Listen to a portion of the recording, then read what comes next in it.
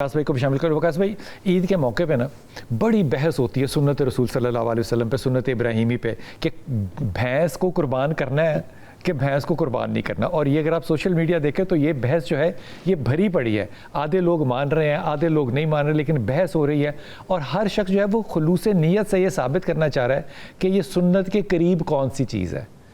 मोहब्बत, इस पे कोई डाउट नहीं है, लेकिन दूसरी तरफ गौर फरमाइए कि वो जगह जहाँ पे 1,24,000 अल्लाह के अंबिया जो हैं उन्होंने मेरे नबी के पीछे नमाज पढ़ी हो, जहाँ पे मेरे नबी के कदमों की निशान हो, जहाँ पे उस सवारी के निशान हो जो कि लेकर गए, क्या ये सुन्नत जो है वो सिर्फ भैंसे तक ही रह जाएगी, कुर्बानी तक रह जाएगी, या ये जज्बा इससे आगे बढ़ेगा? जी बहुत शुक्रिया जी बिलाल कुतुब साहब। सबसे पहले तो मैं एक न्यूज़ का बहुत ही ममनून हूँ कि उन्होंने ईद की मुनासबत से ये एक खूबसूरत मुनक़्क़द किया शो के जिसमें लाहौर से लेकर और गज़ा तक लोगों को एक लड़ी में परोया और अपने नाम जो है उसकी मानवियत के अंदर इजाफ़ा किया है।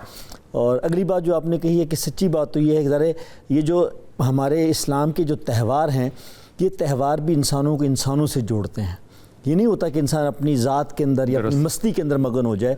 और ये सच्ची बात तो ये है कि आज का ये त्यौहार आपने जिसने मंसूब किया है, किसी ने वो बहुत खूबसूरत बात की है कि फ़लस्तीन की जब बात आती है ना कि या तेरा तज़किरा करे हर शख्स या कोई मुझसे गुफ्तगू ना करे। हाय हाय हाय, या तेरा तज़किरा करे हर शख्स या मुझसे कोई गुफ्तगू ना करे। यानी कभी तो दिल करता है कि बात हो तो सिर्फ फ़लस्तीन की हो। जो पिछले 7 महीने से हो रहा है और हमारी सिल्वर स्क्रीनों पर, हमारे हाथ की हथेलियों पर जो है कि लाइव चीज़ आ रही है, और कभी करता है कि दिल करता है कि यही बात, और कभी दिल करता है कि कोई हमसे बात ना करे। यानी ये एक मौका है, और ज़ाहिर बात है ये उम्मत होने की अलामत है, ये कोई जज्बातियत नहीं है। अल्लाह के रसूल ने कहा है, जो डॉक्टर साहब ने फरमाया है, तो सच्ची बात तो ये है कि ये मौका इस मौके पर। और ज़ाहिर है हज किस चीज़ का नाम है?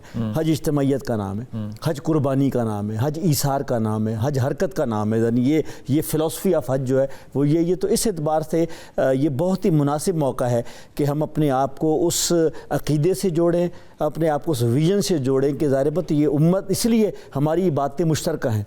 मशरिक़ से लेकर मगरिब तक जो है हमारी बातों के दिन मुश्तरका हैं। लोग रोज़ा रखेंगे, 1 महीना सब मिलकर रोज़ा रखेंगे।